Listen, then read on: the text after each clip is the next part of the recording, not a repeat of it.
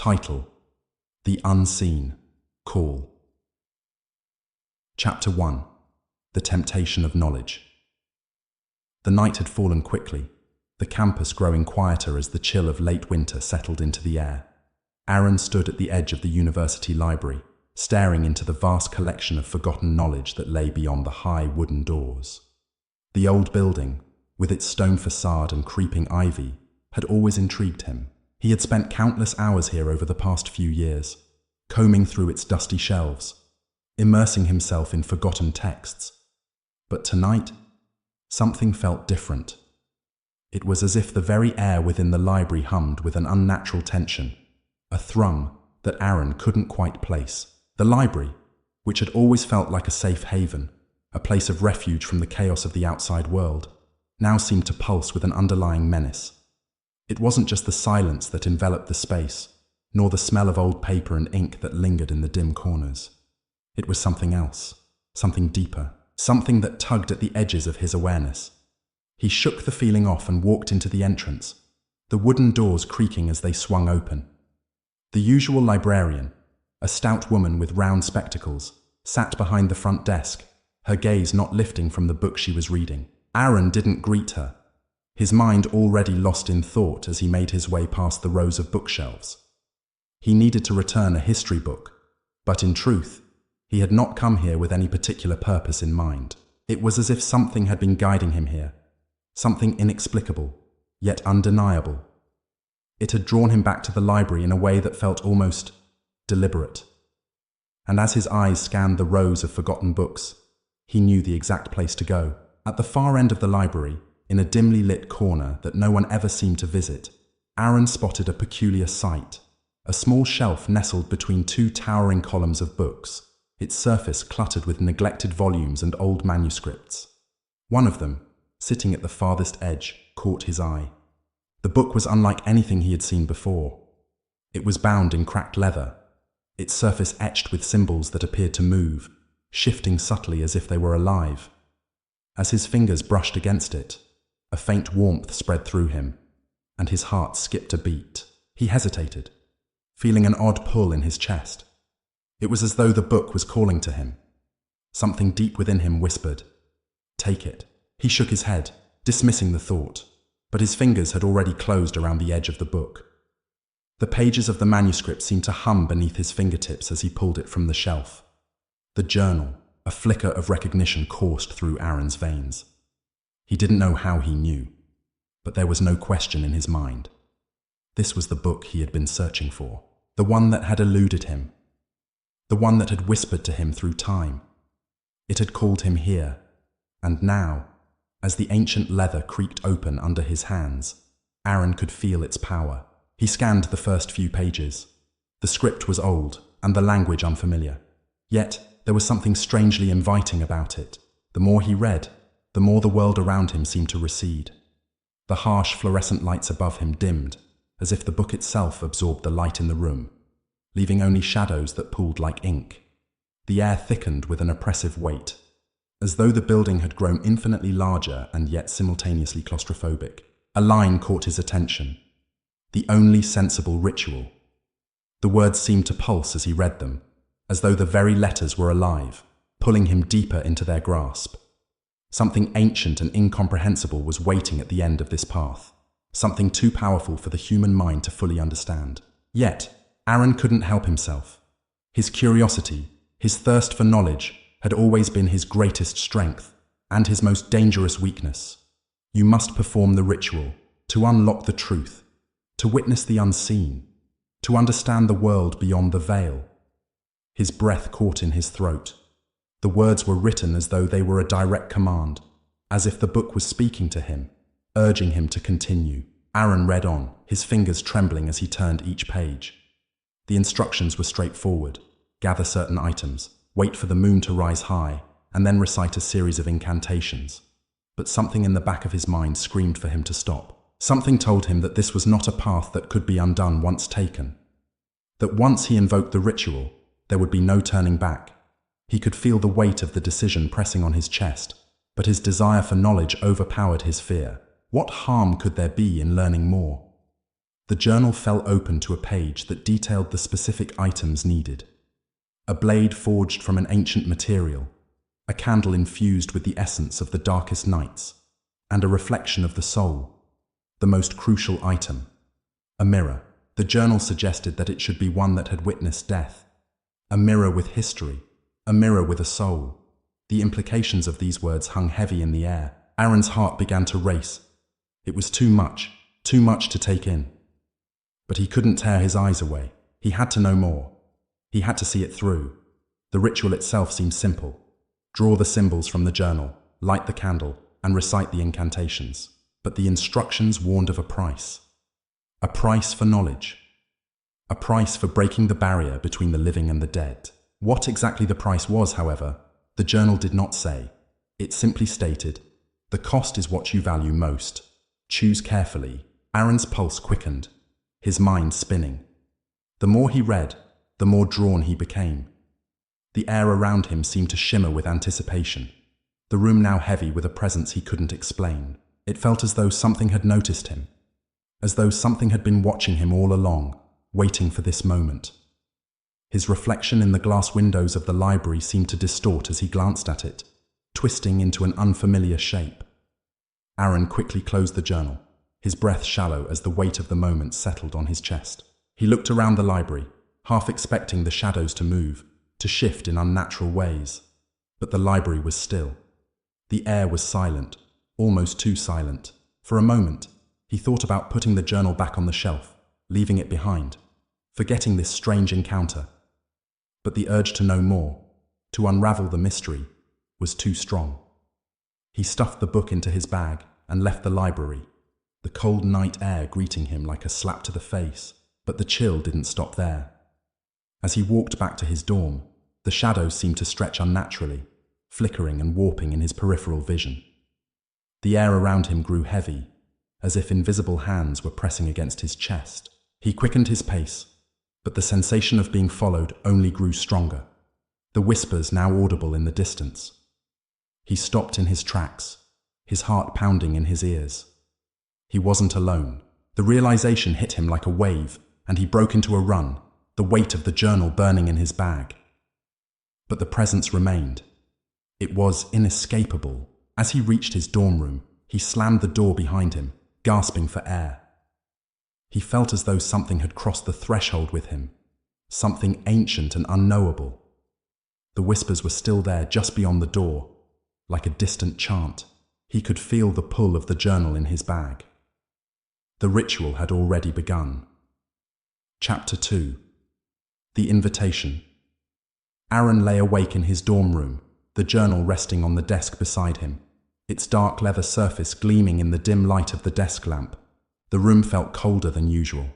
He could hear the hum of the heating system, but the chill in the air seemed to seep through the walls, creeping under his skin. His breath came out in visible clouds, though it wasn't quite cold enough for that. Sleep had eluded him all night.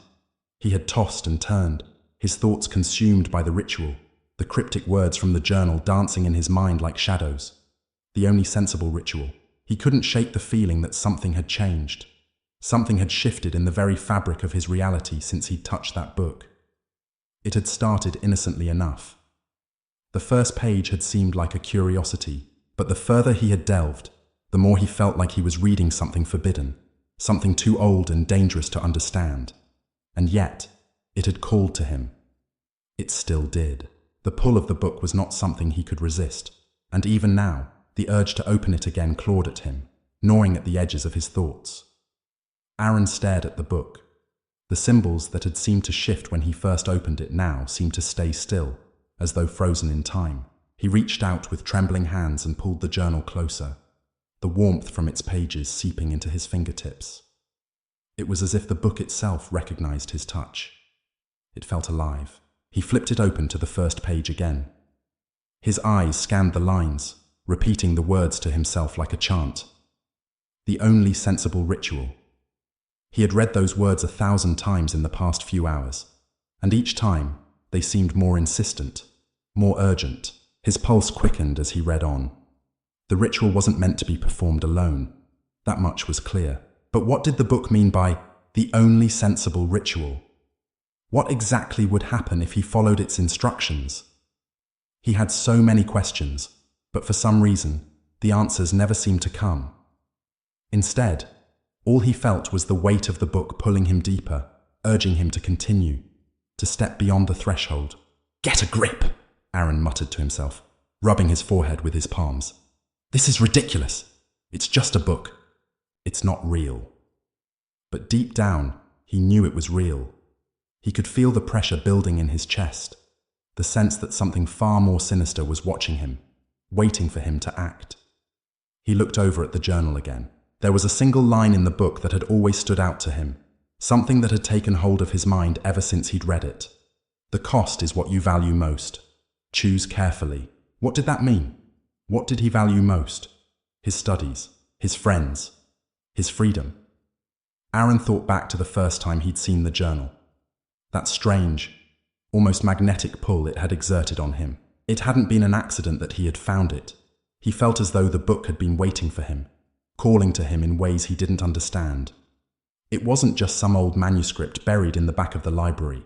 No, this was something ancient, something older than time itself. And it was beckoning him. His phone buzzed on the desk, snapping him out of his thoughts. He glanced at the screen. It was a message from his friend, Mark. "Hey man, you coming to the party tonight? It's gonna be wild." Aaron's fingers hovered over the screen, but he didn't respond. The thought of socializing seemed distant, meaningless now. The book, the ritual, it had consumed him. It was all that mattered. For a moment, the room grew unbearably still. The air thickened, and the edges of his vision began to blur. A low whispering sound filled his ears, soft at first, like distant voices. But as the moments passed, it grew louder, sharper. It was coming from the journal.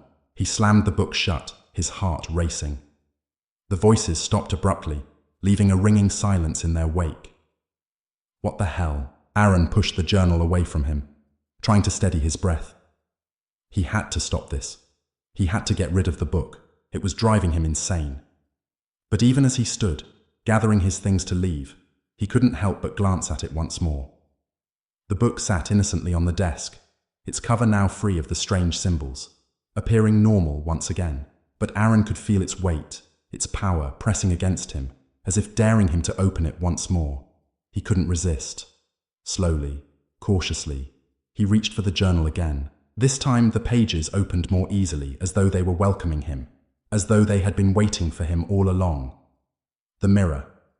The page he turned to this time showed a diagram of what looked like an old-fashioned ritual circle. At the center, there was a large mirror, and the words beneath it. A mirror that has seen death. A reflection of the soul. Aaron frowned. A mirror that has seen death. What kind of nonsense was that? He glanced around his room, searching for anything that might fit the description. The room was sparsely decorated. Just a bed, a desk, and a few shelves of books. No mirrors. A sudden thought struck him, and his stomach clenched. He had seen a mirror earlier that day, his grandmother's old antique mirror, tucked away in the attic of the dormitory building. It was a relic from her time, something she had passed down to him before she'd passed away. The mirror had always been strange, its surface cloudy, the reflections in it distorted as though it had seen too much. It had been stored in a dusty corner of the attic, forgotten for years. But now Aaron was sure it was the mirror the journal had been talking about. His pulse quickened. He couldn't leave it behind now. The ritual had already begun, whether he wanted it to or not. He grabbed his jacket and hurried out the door, his heart pounding in his chest. The night air was cold against his skin, and the city was quiet as he walked toward the old dormitory building. It was only a few blocks away, but it felt like an eternity before he reached the attic door. He hesitated for a moment, standing at the threshold. The wooden door groaned as he pushed it open, the smell of mildew and dust hitting his nose. The attic was dark, save for the sliver of moonlight that filtered through the small window. It was here, in the far corner, where the mirror lay. Aaron's hand trembled as he reached for it, the cold glass sending a chill through his fingertips. For a moment, he didn't dare look at his reflection, but the pull was too strong. Slowly, he lifted his gaze. And there it was. His reflection. But it wasn't right. His face was pale, drawn. His eyes. They were different. They seemed to stare back at him with an unnatural hunger, something wild and primal lurking behind them. The reflection grinned. Aaron stumbled back, his breath coming in sharp gasps. He couldn't tear his eyes away from the mirror. He had seen it, the thing behind him, standing just outside the frame. Its presence barely noticeable, but unmistakably there. Something cold and dark stirred within him. The mirror was more than just a reflection. It was alive, and it was watching him. The whispers returned, low and guttural, like voices from the grave. Come closer. Aaron reached out, drawn to the mirror like a moth to a flame. He didn't know why. It was as if the mirror held the answers to everything. Answers that had always been just beyond his reach. And so, with a trembling hand, he stepped closer. The mirror beckoned, and he followed. Chapter 3. The Reflection's Grin. The mirror in front of Aaron seemed to pulse with an almost unbearable energy, as if it were alive, breathing. Every inch of his skin felt like it was being stretched, pulled by an invisible force. The air around him thickened, pressing against his chest as if the room itself was closing in. His reflection, which had only moments ago appeared normal, now seemed wrong, twisted, mocking. The grin that spread across his mirrored face was wide and unsettling, too wide for any human being to make. For a moment, Aaron stood frozen, unable to pull his gaze away. His own face, staring back at him, did not belong to him anymore. The eyes, once familiar, were now cold, empty voids, two dark pools that seemed to swallow everything around them. The grin was no longer a simple distortion, but a grotesque mockery of his own expression. He reached out, his fingers trembling, brushing the cold surface of the mirror. The surface seemed to ripple at his touch, as though it were made of water, not glass. It was a sensation he couldn't describe, like the mirror was both solid and fluid at the same time. He recoiled, but his reflection did not. His reflection did not flinch, did not show any signs of hesitation. It just grinned, that unnerving smile stretching wider, if that was even possible. And then it moved. Aaron's heart skipped a beat. The reflection in the mirror began to step forward, its movements eerily fluid, like it had all the time in the world. His own body stayed still, rigid as though he were glued to the spot. He could not look away. The figure in the mirror reached up, its hand crossing the boundary of the frame, stretching outward, reaching for him.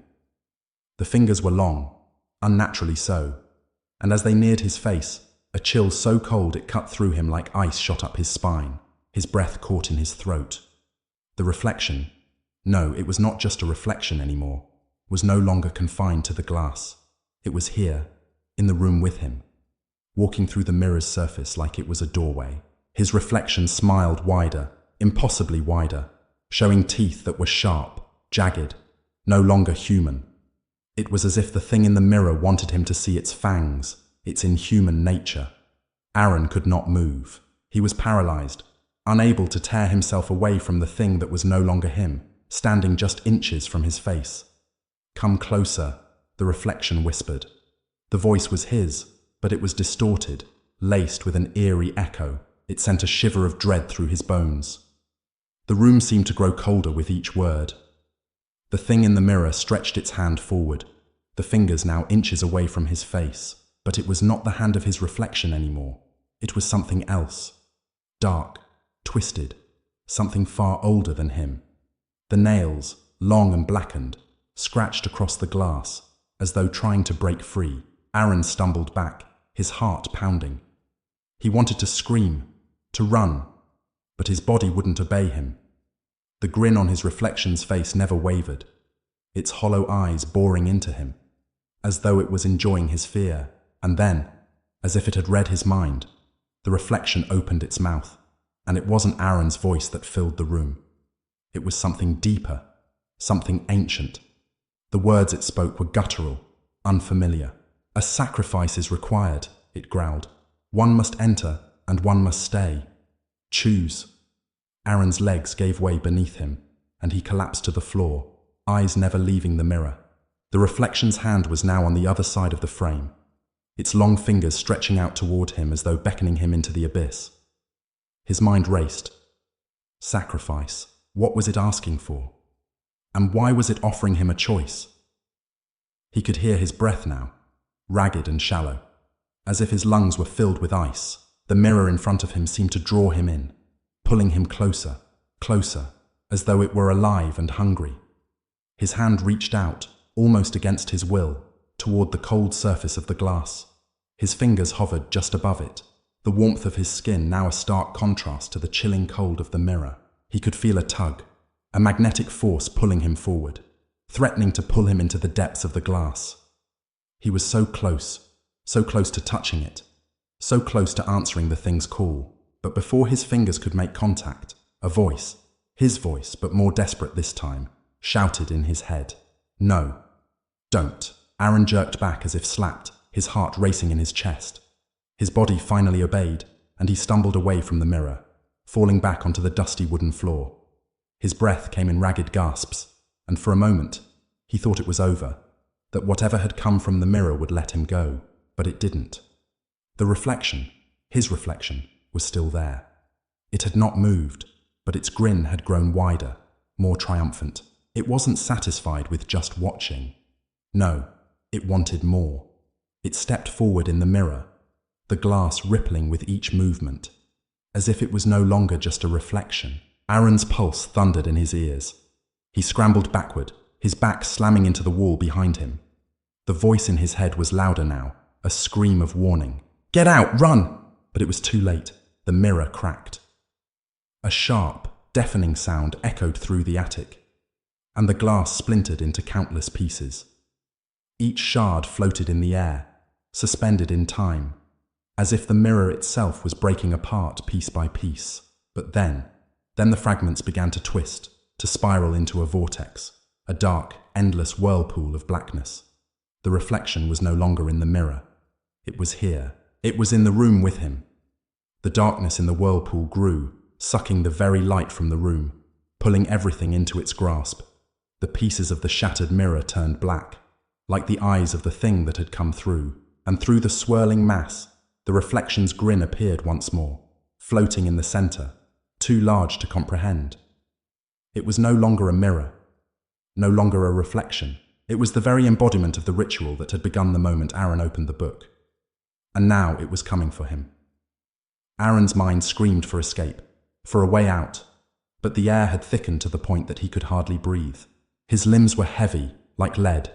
The thing from the mirror, no, it was not just from the mirror anymore, was moving closer, its mouth opening wide, revealing a maw filled with teeth that dripped with something black and slick. It reached for him. A sudden cold weight settled on his chest, and Aaron felt the world slip away as the darkness consumed him.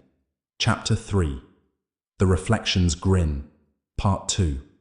Aaron's breath was shallow, his chest tightening with each passing second as the dark vortex from the shattered mirror drew closer. His legs refused to obey him, weighed down by a force beyond his comprehension, pulling him into the very heart of the malevolent void.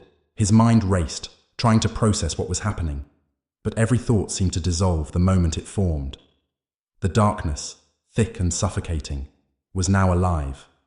It had substance, as if it were made of something worse than shadows, something ancient, hungry, and unyielding.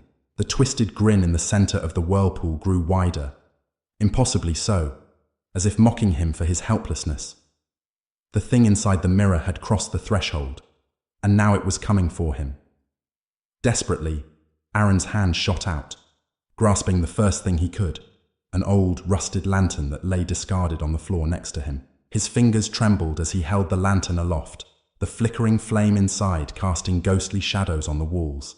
The light was weak, almost powerless in the face of the suffocating darkness, but it was all he had. For a moment, he wondered if it was even worth it. Would the light do anything to repel the thing that had come from the mirror? The smile of his reflection had taken on an almost gloating quality, a twisted satisfaction that Aaron could feel radiating from the very air around him. He could almost hear its thoughts, an echo in his mind. You cannot escape. His reflection, No, it was something else now, moved again, floating just above the ground, its body unnaturally long, its form a shifting mass of darkness that stretched and contracted like a living shadow. The thing's eyes glowed faintly, a sickly yellow, and its smile was no longer a simple distortion of his own. It was a ghastly, abysmal mockery, something made of nightmares. Without warning, the thing reached toward him with a hand that stretched too far, too long, its fingers like spindly black claws that reached into the very fabric of the room. The air grew colder, the temperature plummeting, as if the warmth of life itself was being drained from the world. The flame in Aaron's lantern flickered violently, as though it too were being drawn into the abyss. In a last-ditch attempt to defend himself, Aaron swung the lantern forward, aiming its light directly at the encroaching shadow. The room was suddenly filled with a violent wind, howling like the cries of the damned, as if the very air around him had become a living, hostile entity. The flame, now blazing brightly, made contact with the thing's outstretched hand. For a moment, there was a brief hiss, like a spark against damp earth, but the light did not diminish. Instead, the shadow recoiled slightly, as if in pain, its grin twisting into a snarl. The air hummed with an unnatural tension, the space around him crackling with an ominous energy. Aaron took a step back, his mind in overdrive, trying to piece together the puzzle of what was happening. His reflection, the thing from the mirror, was now in his world, and the ritual had taken on a life of its own. There was no turning back. He had made a choice the moment he opened that cursed book. He gripped the lantern tighter, feeling the fragile weight of it in his hand. The reflection's twisted form flickered, like a glitch in reality, before it steadied again, its grotesque grin still there, taunting him. For a moment, Aaron wondered if it could speak, if it could give him answers. He was desperate now, desperate to understand what it wanted from him. "Why?" he whispered, his voice trembling in the suffocating silence. The thing in front of him didn't answer with words, not at first. Instead, it let out a deep, guttural laugh, a sound that seemed to emanate from everywhere at once, echoing through the walls, through his very bones. It was a laugh full of malice, a sound that made his skin crawl, as if it were the voice of something that had been waiting for centuries, lying in wait, patiently savoring its prey. "Why?" the thing echoed back, mimicking his voice with unsettling accuracy. "You foolish child, you've asked the wrong question." Aaron's eyes widened, his blood running cold at the sound of the thing's voice. So familiar, and yet so wrong. It was his own voice, but twisted, warped beyond recognition. The figure's grin grew even wider, its jaw unhinging as if it could not contain its hunger any longer. The mouth stretched, opening impossibly wide, revealing rows upon rows of jagged, needle-like teeth that dripped with dark, viscous fluid. A horrifying, slithering sound filled the air as the thing inched closer. "You don't understand, do you?" it whispered, its voice dripping with venom. "You were never supposed to escape. You were never supposed to leave the ritual. You chose the wrong path." Aaron's mind reeled, the weight of its words crashing down on him. The ritual? What ritual? He had followed the instructions, read the pages that the cursed book had shown him, and now he was paying the price. But what was the price? What had he done wrong? I didn't know," he stammered, his throat dry, his voice barely a whisper. The thing chuckled darkly, its head tilting as if amused by his confusion. "That's the point, isn't it? No one ever does." The shadow's claws reached out, scratching the floor with an ear-piercing screech, like nails on a chalkboard. Aaron stumbled backward, heart pounding in his chest, the lantern's light flickering desperately, as if trying to hold back the overwhelming darkness that seemed to press in on all sides. "You wanted to play with forces beyond your understanding," the reflection hissed, its voice thick with contempt. "Now, you'll learn. The price for meddling with the forgotten is always steep, and you are the payment." Before Aaron could respond, the darkness surged forward, faster than he could react. The lantern flew from his grasp, the flame snuffed out in an instant. The room was plunged into total blackness, a darkness so absolute that it swallowed every sound, every breath. The very air seemed to close in on him, thick and heavy, suffocating. He was no longer alone. The thing, no longer bound by the mirror, was all around him, its presence so overwhelming that it consumed every inch of space. Aaron felt cold, so cold, his body freezing from the inside out. The thing's laughter echoed in his ears, louder and louder, until it was deafening. Then, all at once, the pressure lifted. Aaron gasped for air, his lungs burning, his heart racing. The darkness receded, and the world around him slowly started to come back into focus. But he wasn't in the attic anymore. The walls, the ceiling, the very ground beneath him were all unfamiliar. He was no longer in the same place. He had been taken. His gaze darted around the room, taking in the strange surroundings. The walls were cracked and decayed, covered in dark, creeping vines. A faint, dim light flickered from an unseen source, casting long, twisting shadows across the floor. The air smelled of damp earth and something else. Something decayed, something foul. And then he realized it. He was inside the mirror. The reflection's grin was still with him, a silent, mocking presence in his mind. It was inside of him now. The ritual had claimed him. Chapter 4. The Fractured Reality. The dark room felt like it was closing in around him, its walls pulsating with the steady rhythm of a heartbeat that wasn't his own. Aaron could hear the faint sound of something scraping across the floor, a noise that seemed too far away, but also too close, as if the sound were emanating from within his own mind. His breath came in shallow gasps, the air thick with the oppressive stench of decay, the kind of smell that clung to your skin and lingered long after the source had disappeared. The mirror, no, not the mirror, but the thing, still clung to the edges of his awareness, a presence that warped the very space around him. It had spoken to him earlier, in that guttural, mocking voice that seemed to echo from everywhere and nowhere. Now it was silent, but its influence was undeniable. The room was wrong. The shadows were wrong. His own mind felt like it was slowly slipping through his fingers, like sand through an hourglass that had long since run out of time. Aaron tried to move, but his limbs felt heavy, almost as though they were no longer his own. His legs wavered beneath him, refusing to obey his commands. Every step he took felt like he was walking through thick, sticky mud, dragging his body against an invisible force that tugged at him from the shadows. His eyes darted around the room, but there was nothing to see except for the endless void of darkness. "Where am I?" he whispered, his voice trembling in the silence. But no answer came, just the cold, empty stillness that seemed to swallow his words whole. The walls around him seemed to shift, the decay creeping ever closer, like a living thing that was slowly consuming the room.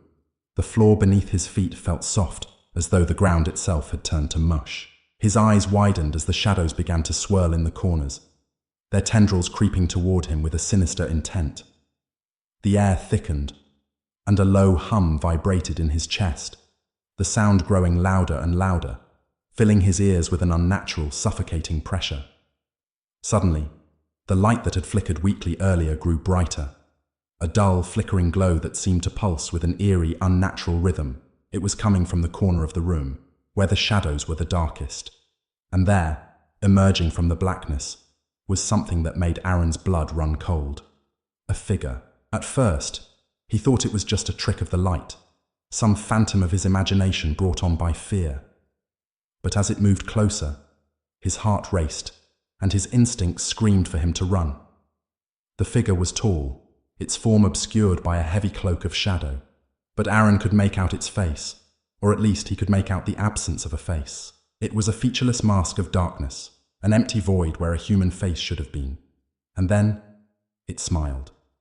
The smile was not a human smile. It was too wide, too unnatural, stretching across the thing's face in a grotesque, jagged arc. Its teeth, if they could even be called teeth, were sharp, like shards of glass, gleaming white in the dim light. It moved slowly, deliberately, each step resonating with a chilling certainty, as if it had been walking this path for far longer than Aaron had been alive. "Do you know where you are, Aaron?" the figure whispered, its voice a rasping hiss that seemed to come from everywhere at once. "You've crossed over, into a place where reality no longer matters. a place where the lines between worlds blur and fold, a place where the mirror's truth reigns. Aaron's heart slammed against his chest, his breath coming in ragged bursts as he took a hesitant step back. The figure moved forward, its presence suffocating, its eyes, if they could be called eyes, burning with an otherworldly hunger. "You're not just inside the mirror, Aaron," it continued, its smile growing wider. "You're part of it now. A fractured piece of the world it once held captive. The thing you thought you could control is now controlling you." Aaron stumbled backward, his hand reaching for something, anything, to anchor himself to reality. His fingers brushed against the cold surface of the walls, but they didn't feel like walls anymore. They felt like skin. Living, breathing skin. The figure stepped closer, its hand outstretched, and Aaron recoiled, feeling the overwhelming weight of its presence. "You will never escape this place," the figure hissed, its voice vibrating with an ancient, malevolent force. "You're bound to the mirror, Aaron, bound to the reflection that consumes you." With that, the figure's fingers brushed against his skin, and an overwhelming wave of coldness surged through him. It felt like the very marrow in his bones was freezing, as if the life was being drained out of him, leaving him a hollow shell. His vision blurred, and he felt himself falling through the blackness that seemed to stretch forever. But there was no ground, no sense of direction. He was floating in an abyss, weightless and powerless, his body nothing more than a vessel, adrift in a world that wasn't meant to exist. The last thing he saw before everything went black was the reflection of himself in the distance, but it wasn't his face he saw. No, it was something else.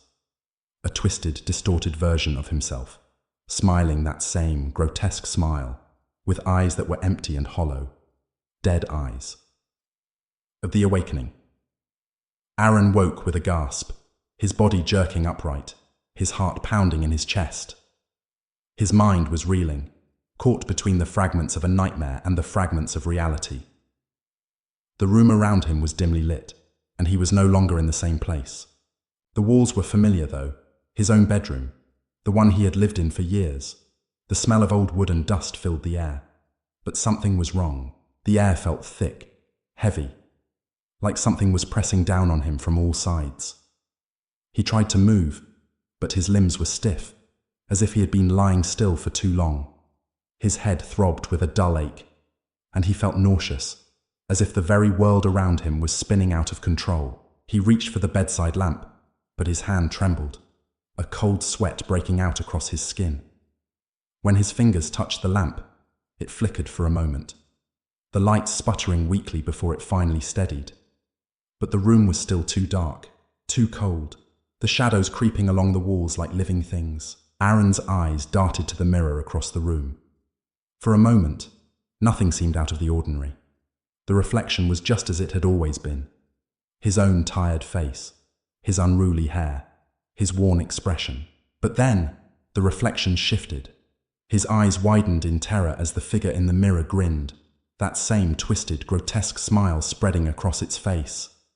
It wasn't him anymore, it was the thing.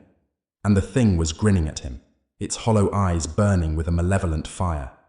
The reflection raised its hand, a silent gesture of mockery, as if taunting him.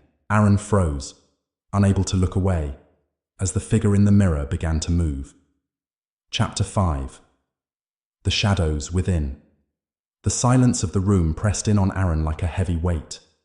The only sound he could hear was the faint hum of the fluorescent lights overhead, their flicker betraying the fragile stability of his reality. His heartbeat thudded in his chest, each pulse feeling like an anchor that threatened to drag him deeper into the oppressive darkness surrounding him. For a long time, he had been awake, but it felt as though he had never truly left the dream. The mirror, the figure, the smile that haunted his every thought. It wasn't just a reflection anymore. It was a presence, an entity that no longer seemed bound by the confines of glass. It had followed him. It had crossed the boundary between that twisted, hollow reflection and the waking world. Aaron couldn't shake the feeling that the walls around him were closing in. His breath was shallow, his fingers trembling as they clutched the edge of his blanket. His eyes darted around the room, trying to pierce the darkness, but all he could see were vague shapes that danced just beyond the limits of his vision. The shadows seemed to stretch unnaturally, twisting and warping in ways that defied reason. For a moment, he thought he saw something move in the corner of the room. A fleeting shape, a shadow slipping between the cracks of reality. His pulse quickened, and he sat up abruptly, his mind racing. Was it the mirror again? Was it alive? "You're not real," he whispered to himself, as though repeating it would make it true. He had to believe it. He had to convince himself that the horrors he saw weren't part of the world around him, but the product of a broken mind. But then came the voice. It was a whisper, soft at first, but as it grew louder, it felt like it was coming from everywhere. His head spun as the words seeped into his consciousness, creeping like poison through his veins. "You can't escape me, Aaron." The voice was not human. It was cold, like the scrape of nails on a blackboard, a sound that reverberated in the deepest corners of his mind. His stomach turned as the words echoed in his skull, their meaning wrapping around his thoughts like tendrils of darkness. With a strangled gasp, he shot to his feet, his body moving before his mind could fully process the command. He stumbled across the room, his hands reaching for the door, but it was locked from the inside, as though it had never been intended to be opened. His heart raced faster, his breath catching in his throat as panic clawed at him. "Let me out! Let me out!" he cried, his voice ragged, but there was no answer. The walls around him seemed to hum with a strange energy, as if they were alive, and as if the room itself were aware of his every movement. A low, creaking sound filled the air, and Aaron froze. The mirror. His eyes shot to the corner where the mirror stood, its surface dark, its edges sharp like a blade waiting to cut him open. The reflection wasn't the same. Instead of his own tired face staring back at him, there was only emptiness, an infinite black void, swallowing everything around it. For a split second, it felt as though the mirror itself was alive, breathing, pulsing with an energy that was otherworldly.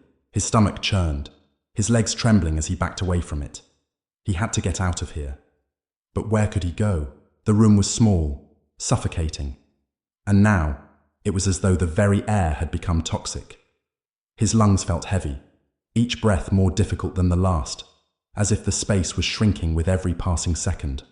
His eyes darted back to the mirror again, and he gasped, his hand flying to his mouth to stifle the scream that threatened to escape. There, standing just inside the frame, was the figure. The one he had seen in the reflection earlier. The one with no face. The one that had smiled. But now, its smile was wider. Too wide.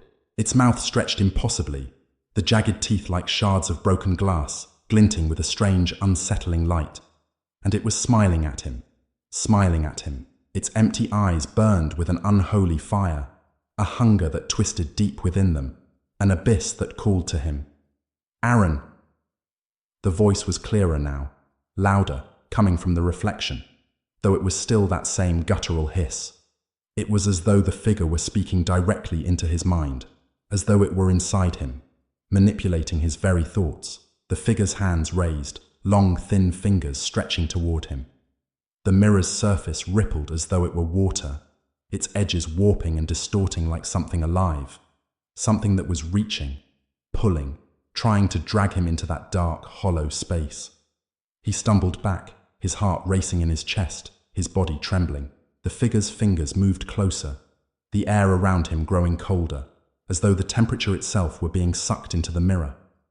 And then, with a sudden, violent motion, the mirror shattered, not with a crash, but with a silent, unnatural shudder that seemed to reverberate through his bones. Shards of glass hung in the air, suspended, as though time had stopped entirely.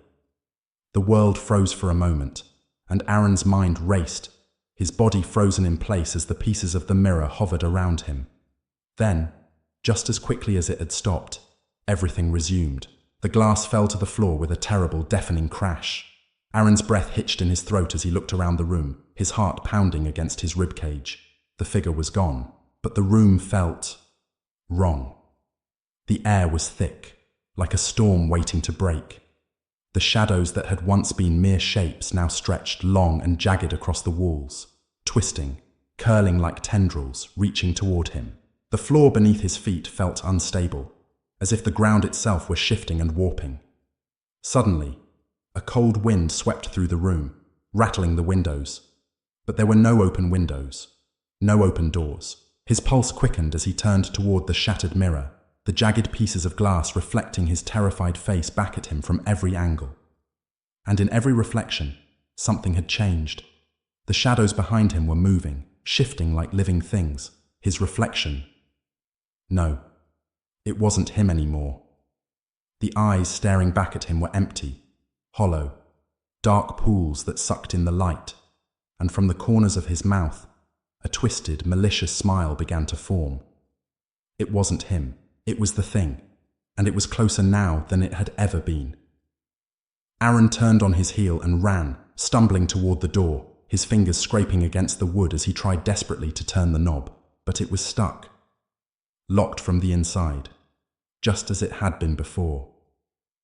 Panic surged through him as the shadows pressed in from all sides, smothering him, suffocating him. He could feel them. He could feel them watching him. In the reflection of the broken mirror, his face was now twisted in a grotesque grin, just like the thing had smiled at him. He was losing himself. The darkness had claimed him. Chapter 5. The Shadows Within continued. Aaron's frantic hands clawed at the door. His chest heaved with shallow, panicked breaths, each one coming faster than the last. His mind raced. He had to escape. He had to get out. The walls of the room felt as though they were closing in on him, the dark corners of the space now far more sinister, stretching outward like the fingers of a grotesque hand. The glass shards from the broken mirror lay scattered across the floor, each piece reflecting something more terrifying than reality. Some reflected Aaron's terrified face. Others reflected nothing at all, the glass distorted and warped by unseen forces. But no matter which piece he looked into, he saw the same thing. The thing from the mirror, its smile widening with every passing second, its dark eyes growing larger, more consumed by hunger. Aaron could no longer deny it. The entity had crossed over. It had left the confines of the glass and was now a part of his world. It was a presence that seeped into his thoughts, suffused every corner of the room, and filled the space with an oppressive weight. "Let me out!" The words spilled from his lips in a desperate plea, but they were empty. The door refused to budge. His hands shook as he fumbled for his phone, the tiny rectangle of plastic his last hope. But as he grabbed it, his fingers trembled so violently that he dropped it to the floor, the cold metallic clatter of it echoing far louder than it should have. He bent to retrieve it, his back to the room, but as he turned, his eyes locked onto the reflection in the shattered mirror, and the world tilted. The thing stood in the mirror, directly behind him now, its mouth open wider than it should have been, its jagged teeth gleaming with a sharpness that was almost obscene. The smile that spread across its face twisted his stomach into knots, its mouth stretching unnaturally. The shadowy figure, once a mere silhouette in the reflection, had become something more, something tangible. Aaron's heart pounded in his chest as the thing reached toward him from the glass. Its long fingers, impossibly thin, stretched and twisted, elongating beyond what was natural. They snaked toward his body, but they did not touch him, not yet. No, they were waiting for him to make the next move. His legs felt like jelly, as though they were made of something far more fragile than bone. He couldn't move, couldn't scream. The terror that gripped him was so suffocating that even his thoughts felt slow, as if his very mind was becoming one with the shadows. Then, without warning, the air shifted. The temperature in the room dropped, and a thick fog began to rise from the cracks in the floorboards. It wasn't mist. It was something far darker, something alive, creeping toward him like a living thing. He could feel it curling around his ankles, climbing up his legs, pressing against his skin like icy hands. "You belong to me now," the voice whispered, but it didn't come from the figure in the mirror. It came from inside him, like an intrusion, a foreign thought that wasn't his own. The walls seemed to pulse, as though the entire room was breathing. The shadows thickened, becoming tangible, pressing in on him from all sides. His head spun, his vision blurred. He staggered back, bumping into the bed, but he barely noticed. His entire world had become the shifting darkness, the never-ending terror that clung to him. He wanted to scream, but his throat closed up. The fear had seized him so completely that it felt like his voice had been stolen. The thing behind him moved closer, its fingers now inches away from his back, and the shadows danced, flickering like flames around him. Then, in a moment of clarity amidst the chaos, Aaron realized something he had not considered before. This was no longer just a nightmare. This wasn't something he could simply wake up from. The thing, the entity, was real, and it was using the mirror to bridge the gap between worlds. As if sensing his realization, the thing's grin widened even further, splitting its face into an abyss of darkness, as though its smile could stretch forever, swallowing the very light in the room. The shadows twisted around it, pooling in the corners, in the ceiling, in the very walls themselves. Aaron couldn't look away.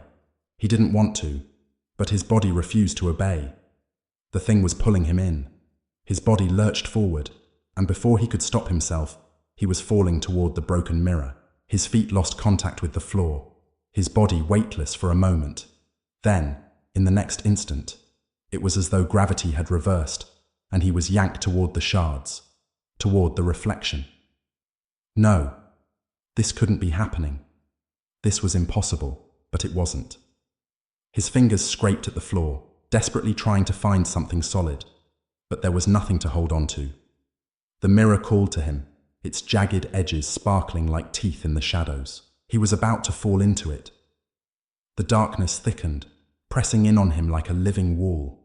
His body was already halfway through the mirror, his arms flailing, his heart pounding in his chest. But someone, tugged at his consciousness. A faint voice, soft and faint, yet insistent. "Aaron, no!" He blinked. For a second, everything stopped. The darkness, the thing, the shadows. They all vanished. It was as if the world had reset itself. For a brief, fleeting moment, he was standing in his room again. Calm. Quiet. Then he heard it again. The voice. It wasn't his. It wasn't the thing's. It was a voice he recognized. "Don't. Please. Don't fall for it." He turned toward the door. A figure stood there, silhouetted in the faint light from the hallway. But Aaron couldn't make out their features. Just a blur of movement, an apparition stepping through the darkness. His body trembled in terror, but he couldn't look away. The voice had saved him, whoever it was. He opened his mouth to speak, but his voice was hoarse, barely a whisper. Who are you?" But before he could receive an answer, a terrible pull yanked him back toward the mirror. The room twisted again, and he felt his body being pulled, dragged, his chest constricted in panic, but the shadows swallowed his vision, and everything faded to black. Chapter 6. The Hollow Between Worlds. The world around Aaron twisted like a kaleidoscope, colors bleeding into one another. For a moment, there was nothing, just blackness, a suffocating void that pressed against his skin, suffused his senses, and tore away his thoughts like fragments of a broken mirror. His mind felt torn between waking and dreaming, between what was real and what had been lost. But just as abruptly, it all stopped. The oppressive weight vanished, replaced by a cold emptiness that hung in the air like a damp fog. Aaron opened his eyes. He was lying on the floor, his body trembling from the residual effects of his fall, or whatever had happened. The room was eerily quiet, save for the low hum of an unseen presence, like a distant muted chant. It was colder now, colder than it had ever been in the small apartment. He sat up slowly, his legs numb and stiff, feeling like lead, the mirror. His heart sank as he slowly turned his head, eyes locking onto the reflection. It was still there, standing unnervingly silent, its cracked surface gleaming in the pale moonlight filtering through the curtains. But it wasn't the mirror itself that terrified him. It was what lay behind it. For the first time, Aaron saw the thing clearly. Its silhouette stretched across the reflection, no longer bound by the frame of the glass. Its form was distorted, like a puppet with broken strings. Its limbs unnaturally long and twisted, too thin to be human. There was no skin, no flesh, only the shadowy remnants of something more ancient, more malevolent than anything Aaron had ever encountered. It wasn't just looking at him. It was waiting, lurking, with an intelligence that felt both alien and familiar. It was a presence, an entity that existed between worlds, neither entirely in the physical realm nor the spiritual one. It had come for him, just as it had come for countless others before him. It was a hunger, an endless gnawing void that fed on fear, that sought out those vulnerable enough to fall into its grasp. Aaron could feel its breath, cold and dry, like the desert winds that whispered through forgotten tombs. And then it spoke. "Did you think you could escape, little one?" The voice was low and guttural, but it wasn't like the whispering of a person. It was far older, layered with centuries of darkness, an echo that vibrated through the air like the sound of dead wood creaking. Aaron's body tensed, his pulse racing, but his throat was tight, locked in place. His mind screamed for him to move, to run, to do anything. But he could barely breathe, let alone speak. The fear coiled around his chest like iron chains, suffocating him. The figure in the mirror began to shift, twisting in a way that defied all logic. It was not a reflection anymore, not something simply held by glass. It was there, inside the room, its fingers trailing across the surface of the mirror, distorting its shape as it pressed against the boundaries of reality. Crack! The sound was like the snapping of bone. Aaron couldn't move. His eyes were fixed on the figure, his muscles frozen, his skin prickling with the sensation that something was wrong, deeply wrong. The thing grinned, its mouth stretching unnaturally wide. Its smile was all teeth, rows upon rows of jagged, uneven teeth that shimmered with an unnatural gleam. But its eyes were what truly unsettled him. They were hollow, black as the abyss, swirling with an emptiness that threatened to devour his very soul. "You are mine now," it rasped. Before he could react, the thing's hand shot out from the mirror, far faster than he could comprehend. Its fingers wrapped around his wrist like a vice, cold as death itself. Aaron screamed, but no sound came out. His voice was lost in the crushing pressure, his body being dragged toward the mirror. The air around him thickened, becoming viscous, as if reality itself was melting. He was falling again, falling into the void between worlds. Suddenly, a flash of light. A soft, distant voice called out to him. "Aaron, please, wake up." It wasn't the voice of the thing. This voice was human, familiar, warm, with a comforting tone that made Aaron's heart leap. He couldn't place it, but in that moment, it was everything he needed. It felt like salvation, like a hand reaching out of the darkness to pull him back. Aaron blinked rapidly, forcing his heavy eyelids open. The world around him was still distorted, but the pressure on his wrist eased. The coldness began to dissipate, replaced by warmth. His gaze snapped to the figure in the mirror again. The entity was still there, but its form was beginning to flicker, as though it was struggling to maintain its shape. The reflection rippled like water disturbed by a stone. The voice called to him again. "Aaron, you have to fight it. Don't let it take you. Please." Aaron tried to move, his limbs heavy, but there was something different now. He could feel it. A presence, not malevolent, but protective. Someone was there with him. Someone was trying to reach him. The thing in the mirror shrieked, a horrible gurgling sound that made his skin crawl. It pulled harder on him, its fingers sinking into his flesh like claws, dragging him closer to the cold glass. "You cannot stop me," it snarled. But Aaron, driven by the voice, felt a surge of strength. His fingers dug into the carpet, pushing against the floor, resisting the pull. The warmth he had felt before spread through his body, igniting his will, and for the first time, he felt like he could resist.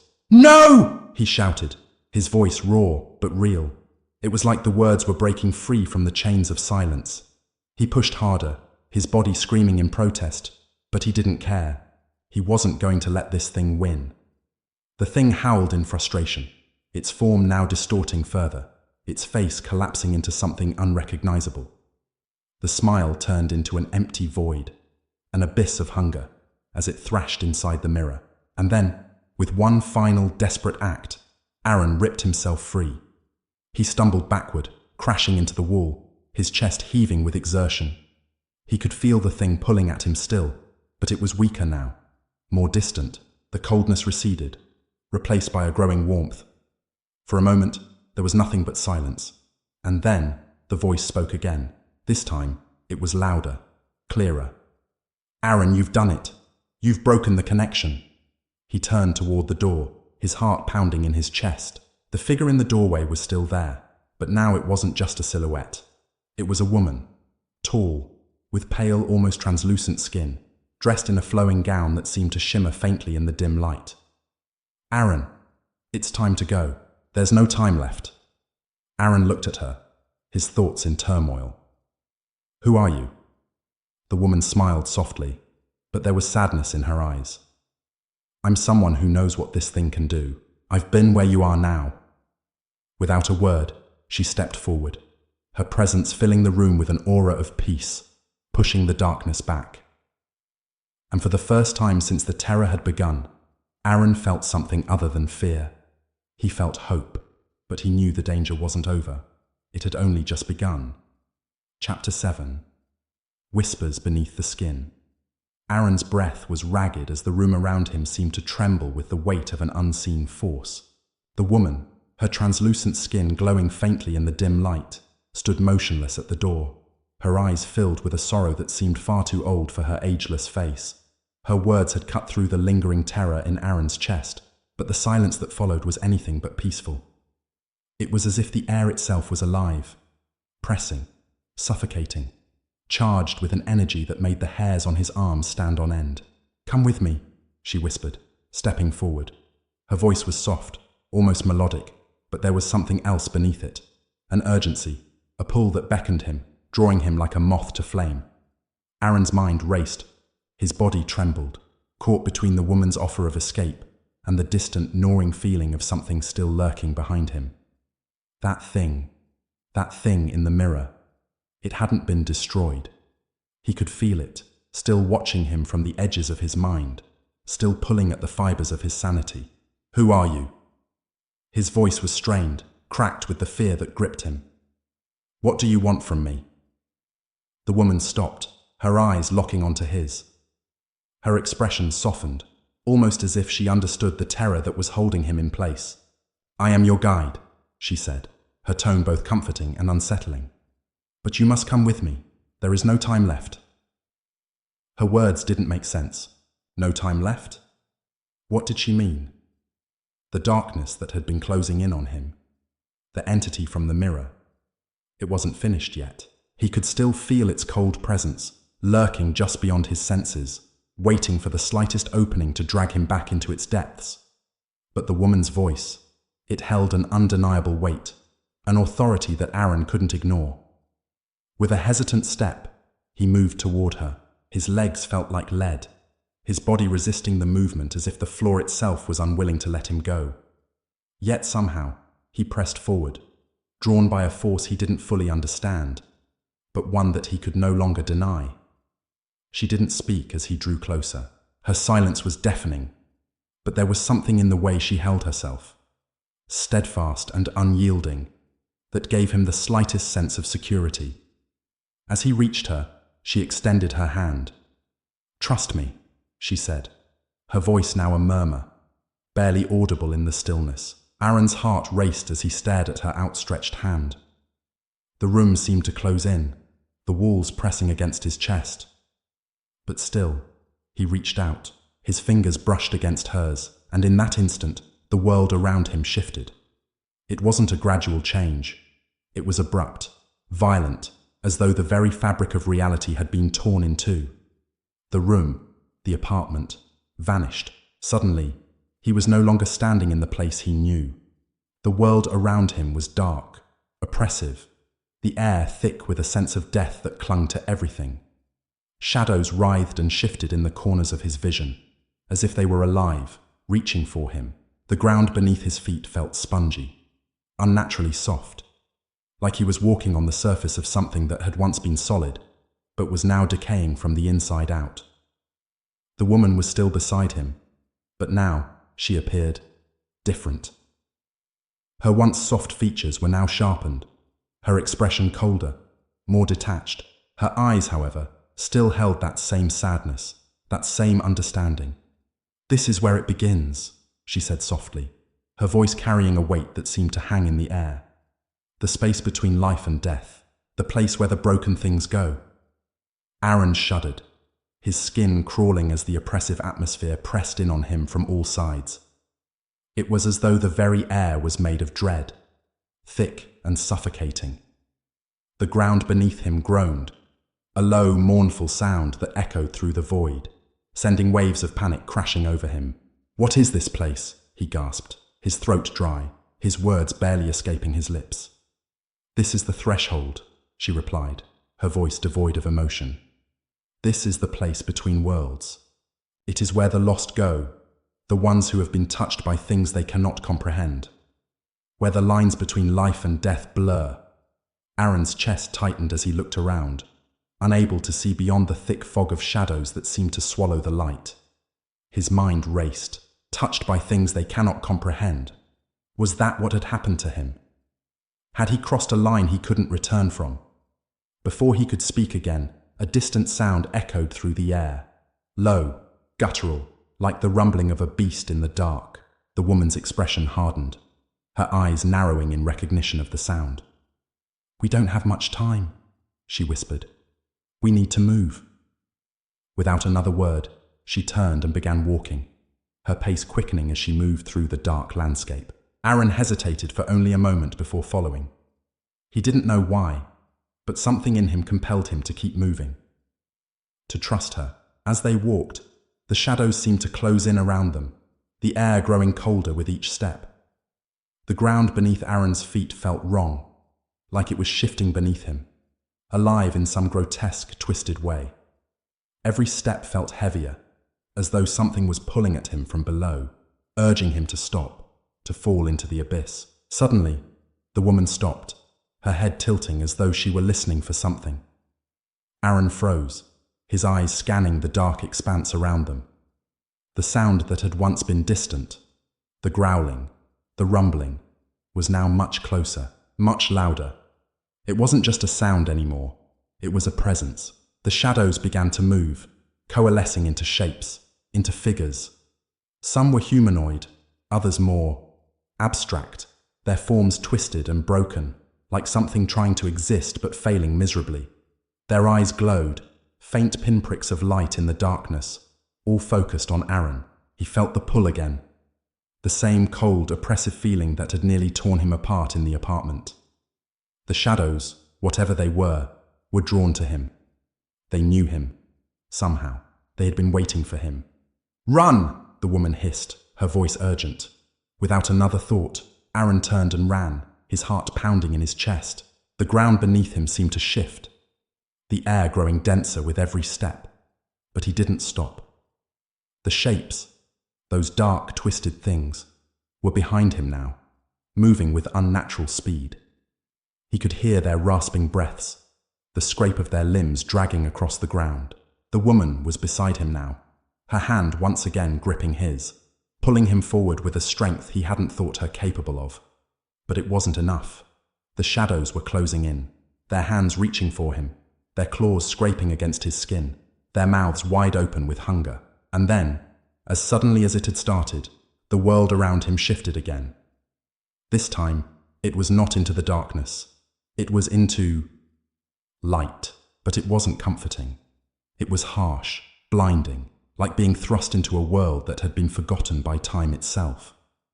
Aaron stumbled, his eyes blinking against the light. He could hear the woman's voice, soft, distant, calling out to him. But he couldn't focus. The shadows were still there, pulling at him, even in the light. Something had followed him. Something had always been following him. And as he looked around, he realized with a sinking feeling that the threshold was no longer just a place between worlds. It was the space between him and whatever nightmare he was now becoming part of. Chapter 8. The Echoes of the Lost. Aaron's feet sank into the cold, damp earth as the blinding light around him began to flicker and dim. It wasn't sunlight. No, it was something else. a twisted artificial radiance, like the last remnants of a dying star struggling to survive in the depths of the void. It cast long, jagged shadows that seemed to move with their own malevolent intent, like the hands of the forgotten reaching for him. For a moment, he couldn't make sense of anything. His heart pounded in his chest, the rhythmic thudding of it almost deafening in the unnatural silence. His breaths came in shallow gasps, each one heavier than the last. He could still feel the oppressive pull of the shadows, their hunger, waiting for him to falter. He didn't dare look back, but the woman was gone. The hand that had guided him, pulled him from the darkness, was no longer there. In her place, a vast, empty expanse of broken landscape stretched out before him. The ground was cracked, as if the very foundation of this place had been shattered eons ago. Jagged rocks, twisted and malformed, jutted from the earth like teeth of some great forgotten beast. The sky above was a swirling mess of colors, sickly greens and purples, an endless storm, unyielding and chaotic. Aaron, her voice. It was faint, echoing across the void, but it was unmistakably hers. He turned, searching desperately for any sign of her, but found nothing but the oppressive fog that clung to the ground, choking the life out of everything it touched. "Where are you?" he called, his voice trembling, swallowed by the eerie emptiness. But no answer came. Not immediately. Instead, a sound began to build, rising from the depths of the darkness. Low at first, like a distant rumble of thunder, then it grew, swelling until it vibrated the air itself, turning into a pulse, a heartbeat, a rhythm that was both familiar and wrong. It was a sound he could not escape, the kind of sound that echoed in your bones and twisted in your soul. Thump, thump, thump. The ground beneath his feet seemed to tremble with each beat. It was the pulse of something ancient, something that had lain dormant for centuries, waiting for the right moment to wake. His pulse quickened, in sync with the monstrous rhythm, until he thought his chest would burst from the strain. And then, he saw them, figures, faint at first, like shadows in the fog. They drifted in and out of existence, their forms dissolving and reforming as if they were being conjured by the very air. Faces, no, souls, peered at him from the darkness, their eyes hollow, unseeing, their mouths open in a silent scream. These were the lost ones, the souls trapped between worlds, and they were everywhere, circling him, closing in. Thump, thump. The rhythm was louder now, growing in intensity, as though the heartbeat of this place was drawing closer with each passing second. "Aaron, listen to me!" The woman's voice again, sharper this time, urgent. He spun around, desperate to find her, but it was no use. The fog had thickened, and now shadows danced within it, swirling like a living thing. He could see the lost souls moving, no, dragging themselves toward him, their eyes fixed on him, their movements jerky, unnatural. Suddenly, he was aware of something else, something he hadn't noticed until now. The ground beneath him wasn't solid. It was soft, like wet clay, and when he stepped, his foot sank into it, leaving a deep indentation behind. The soil was thick, like it had been soaked in something long ago. The air around him was stifling, heavy with the smell of decay and rot. "Aaron!" The woman's voice again, clearer this time, cutting through the chaos like a knife. But her call was no longer one of comfort.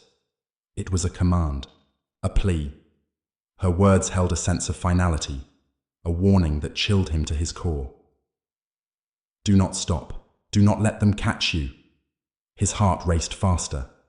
The figures, those lost souls, were closing in, their hollow eyes burning into him. He could hear their whispers now, muffled voices speaking in tongues he couldn't understand, words that scraped against his mind like nails on a chalkboard.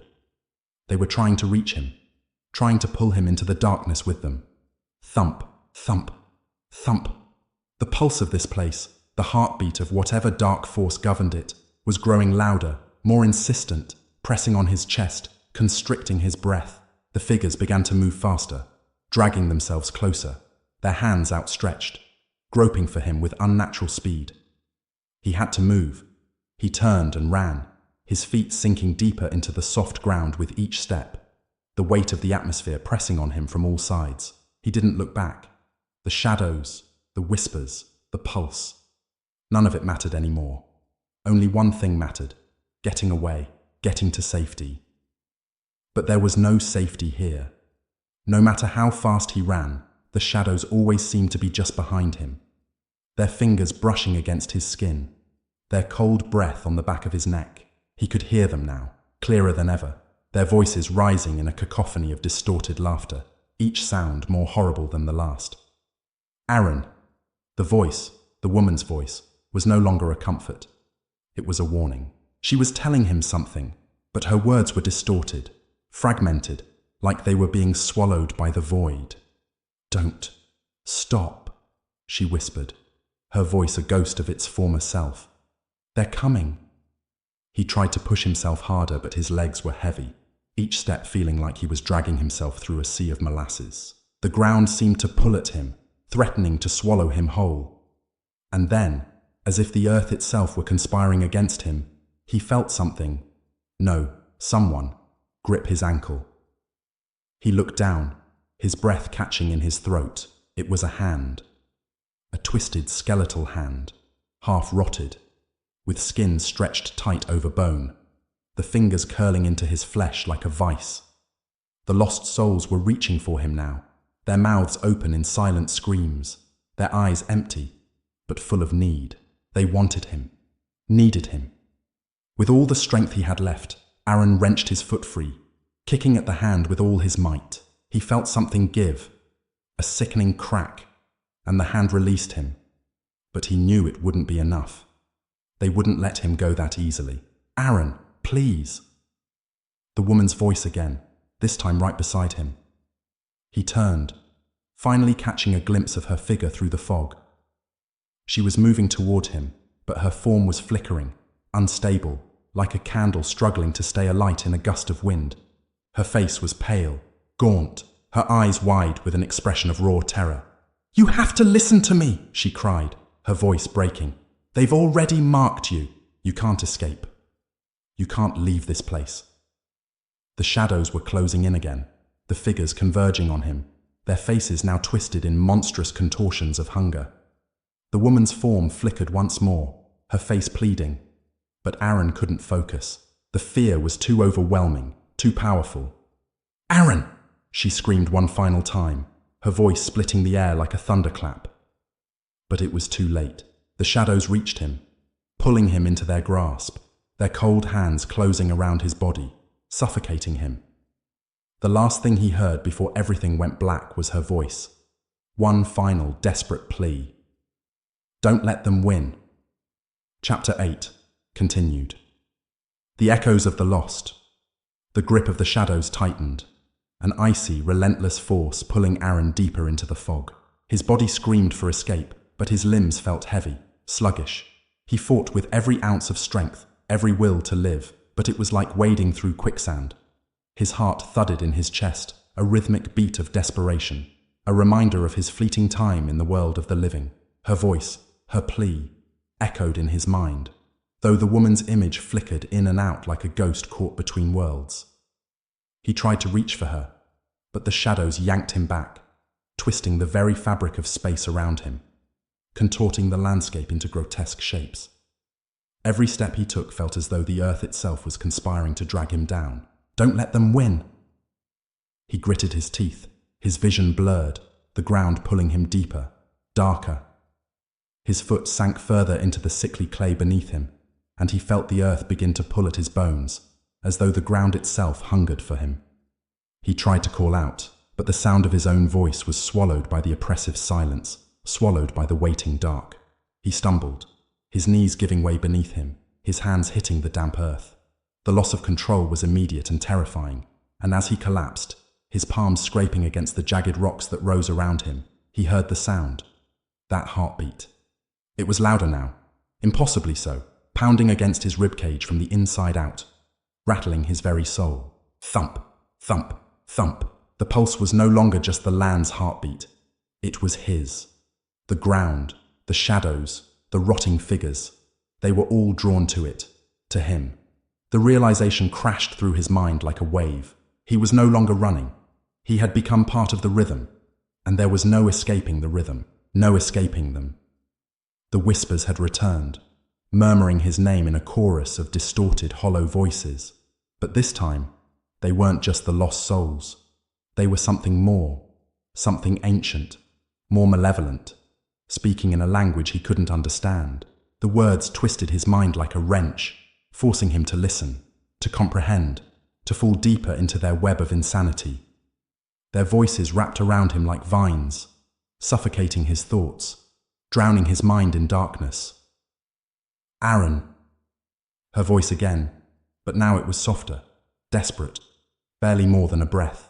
She was slipping away, her presence fading into the blackened ether, lost in the storm of souls and shadows. And then, from the corner of his eye, he saw something. A flicker, a form moving among the swirling fog. Something solid, someone, a silhouette. The figure was tall, elongated, its face hidden behind a veil of shadows, but its presence unmistakable. The woman. He wasn't imagining it. She was there. She was real. Or was she? She moved toward him slowly, deliberately, but the closer she came, the more her form seemed to fracture, as though her existence was being torn apart by the very place around them. Her figure flickered and faded, like a dream he couldn't fully grasp. Aaron, you need to listen to me, she said, her voice strained, her tone more panicked than before. You need to let go. You cannot fight this. He could barely hear her over the pounding of his own heart, the noise of his breath, the pulse of this dreadful, unyielding world. His eyes scanned her face, the last traces of familiarity barely holding on to her, as though she were nothing more than a wisp of smoke on the verge of being snuffed out. No, his voice cracked. No, I can't. I can't. She reached out toward him, her hand trembling, fingers stretched, as though to pull him into her world, to pull him away from the horrors that were closing in. But the moment her fingers brushed his, she froze, her eyes widening in fear. They're here, she whispered, her voice quivering with the weight of impending doom. Thump, thump. The ground trembled again, the pulse of the dark forces around them growing louder, more insistent. The shadows that had been swirling in the fog now became more defined, beasts of nightmare, hunched and grotesque, with faces contorted into twisted grins. They surrounded him, circling him like predators closing in on their prey. And then, the air itself seemed to shift. The oppressive stillness of the fog was replaced by a horrible, unnatural stillness, a silence that threatened to consume everything. In that silence, a scream broke through, silent yet deafening, a scream so full of torment that it made Aaron's blood run cold. The woman's face twisted in horror. She was vanishing now, her form flickering in and out of existence like the last embers of a dying fire. No, I won't leave you, Aaron cried, reaching out to her, but his hand passed right through her, his fingers brushing against nothing. Aaron, she whispered one last time, and then, just as suddenly as she had appeared, she was gone. The shadows closed in immediately. Aaron screamed, the sound torn from his chest, but it was swallowed by the thick, damp air. His body was pulled back, dragged into the darkness. The claws of the entities tore into him, their touch cold as death itself. He felt himself pulled through the fog, deeper into the abyss, the weight of their presence like lead on his chest. And then, in the thickening dark, he saw it. A shape, something rising from the ground, breaking through the fog like a twisted monument to despair. It was large, so large that it seemed to swallow the very sky above it. The silhouette of a figure, its body long and thin, a towering shadow among the shadows. Its face was featureless, no eyes, no mouth, nothing human at all, just darkness. It was not a being of flesh. It was something beyond, something older, darker. The pulse, the thumping. It was no longer the beat of this world. It was the sound of that thing. Aaron's breath caught in his throat as the massive entity moved toward him, its silhouette growing ever larger. And in that moment, everything clicked into place. This wasn't just a land of shadows, of lost souls. This was a place of hunger, a place where the lost souls were not just trapped, they were fed upon. And now, he was its prey. You belong here now, Aaron, the entity whispered, its voice a low hum that rattled the bones. You are no different from the others. You are just another lost soul in the making. Welcome to the eternity you sought. Aaron's body trembled, and with the last bit of his strength, he tried to scream, but the scream was never heard. The shadows took him, and the pulse of the earth, the unrelenting thumping, went on. Chapter 9. The Hollow Whispers. The void had swallowed him whole. The space he occupied now was no longer a mere absence, but a presence, an oppressive, suffocating force that felt as though it existed outside the very laws of time and space. It was a place of perpetual darkness, where the edges of reality were frayed, and where logic and reason crumbled to dust.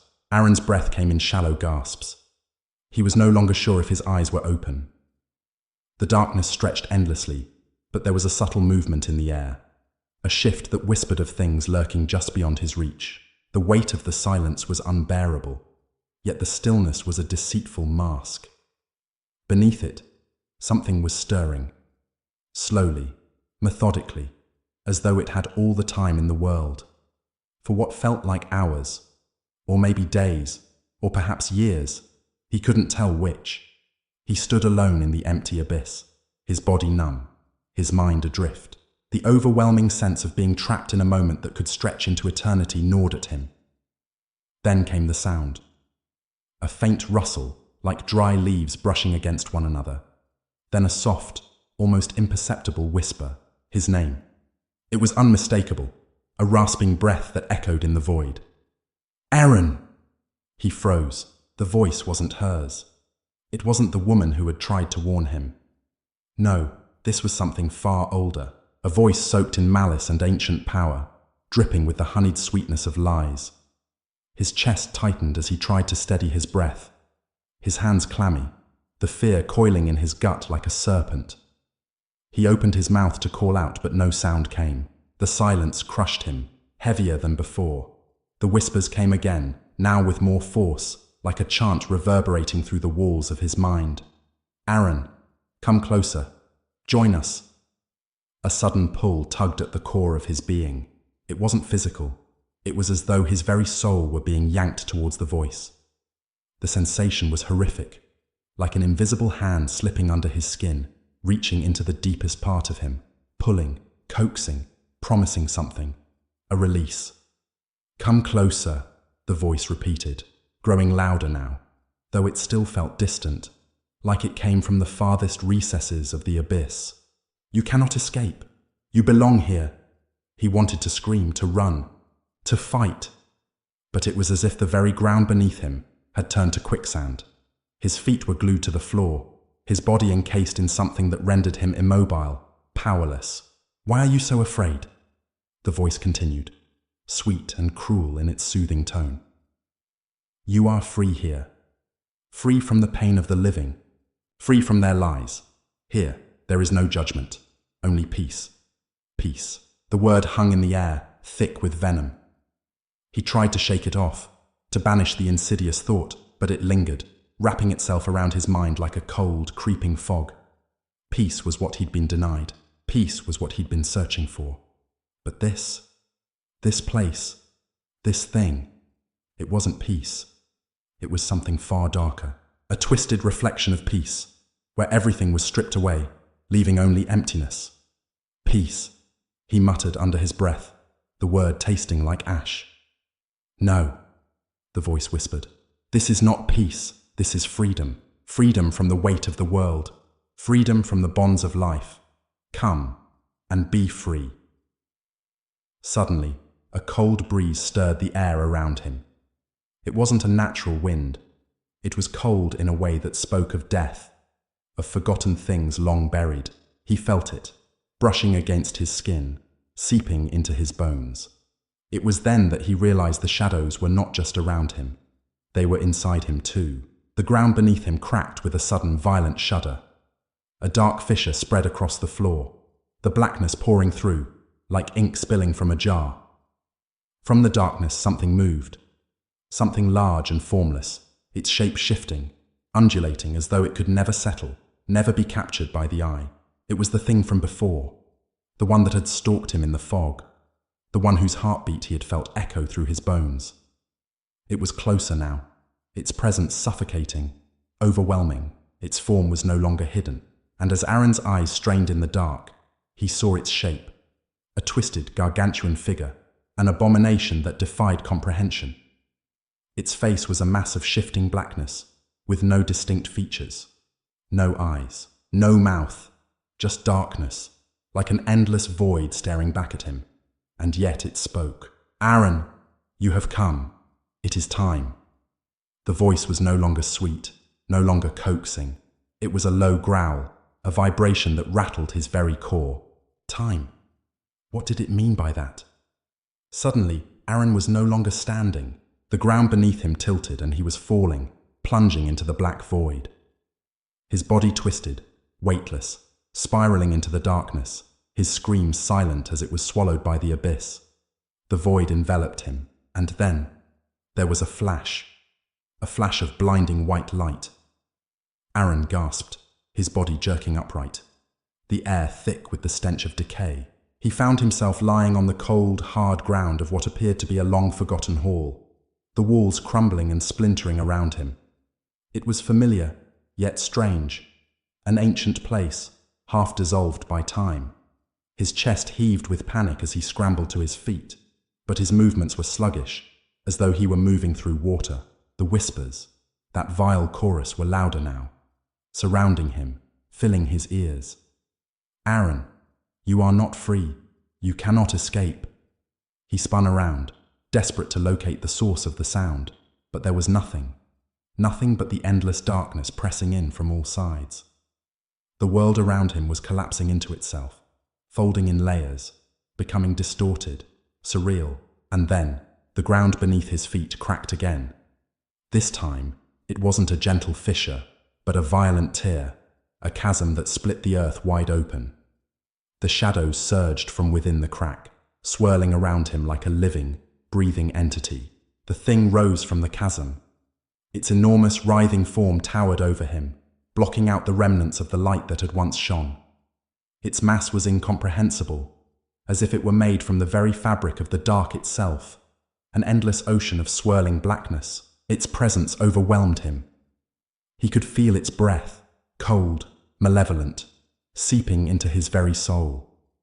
And then, it spoke again, its voice a cacophony of all the screams, the cries, the tormented wails of those who had been lost, consumed by the shadows. "You are mine, Aaron. You are ours now." And with those words, Aaron understood. This place, this nightmare, it wasn't just a dimension of darkness. It was a tomb for the lost, a tomb for the consumed. And now, he was one of them. Chapter 10. The Unraveling. Aaron could feel it, the weight of the darkness pressing in on him, suffocating every breath he took, every thought he tried to hold on to. There was no escape from it, no flicker of light, no glimmer of hope. It was as though the very air had thickened, every particle of it charged with an unearthly energy, a cold that gnawed at his bones and twisted his mind. The room, if it could even be called a room, was pulsating, as if alive, and every step he took seemed to make the shadows close in tighter around him. The thing that had towered over him before had not disappeared. It was there, somewhere in the vast expanse of nothingness, watching him. Its presence lingered like a weight on his chest, an overwhelming pressure that bent the very fabric of reality. And every time he tried to blink, to clear his mind, he saw it in his periphery, the swirling mass of shadows, a grotesque, shifting creature whose form could never truly be grasped. It whispered his name again. "Aaron." A shudder ran down his spine, but he couldn't look away. He wanted to, he tried, but it was as if his body was no longer his own. His legs moved in directions they shouldn't have, dragging him further into the darkness. He was being pulled, but he wasn't sure if it was the room itself, the entity, or something far worse. He had no control over his own actions anymore. The whispers began to grow louder, more insistent, until they felt like they were crawling inside his skull. "Come closer. You cannot resist." His mind screamed at him to stop, but his feet took another step. and then another. Each movement felt unnatural, as though his body had forgotten what it was to live, to be free. The ground beneath him groaned, shifting with an audible crack. The walls, if they could even be called walls, seemed to close in on him, but he couldn't pinpoint their exact location. The architecture of this place, if it even was a place, was alien. It bent and twisted in ways that defied reason. Nothing here was natural. Nothing here was whole. He could feel it, the distortion in the air. Something was changing. Something was unraveling. Suddenly, the floor beneath him buckled, and Aaron felt himself falling. There was no end to the drop, no sense of time, just a sickening plunge into endless void. His stomach lurched, his head spun, and the weight of the unseen dark pressed against him, suffocating, choking. He landed hard on something cold and slick. His hands scraped the surface as he struggled to regain his bearings. He blinked, his vision slowly adjusting to the faintest shimmer of light that seemed to come from nowhere. When he pushed himself up, he was no longer standing in the cavernous emptiness that had surrounded him before. Instead, he was in a room, if one could even call it that. The walls were cracked, ancient stone that seemed to pulse with some dark energy, and the floor was covered in what looked like dried blood. But it wasn't just the blood that made the air thick with the scent of death. It was the voices. They were faint at first, like whispers just beyond the threshold of hearing. But as Aaron tried to move, they grew louder. A chorus of screams, of pleading voices, of calls from the beyond. The darkness hadn't left him. It was still here, swirling in the corners, just out of his line of sight. It was watching him, waiting for something, waiting for him to do something. The sense of dread was palpable, suffocating, crushing. He had to move. He had to find a way out. He couldn't stay here. The whispers grew more distinct, clearer now. You cannot escape. It was a voice he recognized, deep, resonant, and filled with a strange familiarity. It was the voice of the creature from the shadows, the one that had first tormented him with its presence. Aaron's legs felt heavy, as if they were no longer his own. The more he fought to stand, the more it felt like something was pulling at him from beneath the stone floor, dragging him back toward the darkness. "Please," he whispered, his throat dry and raw. "Please, not again." But the voice only responded with mockery. "Please, please, what?" "Please leave. You know it's too late for that." With a desperate glance around, Aaron spotted something. A door, a faint crack of light seeping through the edges. He made his way toward it, ignoring the feeling of being drawn back into the shadows. He reached for the handle, but as his hand touched it, a coldness shot through his arm, spreading up his shoulder, sinking into his chest. He gasped, pulling his hand away, but it was too late. The door flung open with a violent force, throwing him backward into the room. It wasn't a room at all. It was another void, a cavernous, endless expanse stretching far beyond what Aaron's eyes could comprehend. The space felt alive, the air thick with the hum of something ancient, something that had slumbered for centuries. The door closed behind him with a finality that sent a chill through his spine. He was trapped. There was no escape. The whispers had stopped. For a moment, the silence was deafening. Then came the sound, a low, guttural growl, vibrating through the air like the rumble of thunder. It wasn't a single voice, but a multitude of voices, layered and distorted, coming from every direction. The sound seemed to come from within him, as if his own body had been taken over by the malignant force of the thing that had followed him here. "Aaron!" The voice was a growl now, twisted and thick. "You thought you could run!" Aaron staggered back, eyes wide with terror as the walls of this new space began to move. The darkness curled around him like a living thing, stretching, expanding, as if it were reaching for him. A shape began to form in the middle of the room, something vast, like a mountain of writhing shadows, dark and impossible. It was massive, too massive. Its shape wasn't something Aaron could quite grasp, but its presence filled every inch of the room. He could feel its eyes on him, though they had no form. He could feel its hunger, its ancient desire to consume. "You're not going anywhere," the voice rumbled, vibrating through his bones. "You belong to me now." Aaron felt the truth of those words pierce through him like an arrow. He couldn't run anymore. He couldn't hide. He had been marked from the moment he stepped into this place. This wasn't just a prison. It was a grave, a place for souls like his, twisted and torn, bound to the shadows for all eternity. In the center of the darkness, the shape began to grow clearer, and it was then that Aaron saw it. Its form was not one of flesh, but one of something far worse, something beyond comprehension. It was a twisting mass of blackness and light, an impossibility made real. Its tendrils stretched out toward him, and as they did, Aaron felt the weight of the abyss pull at him.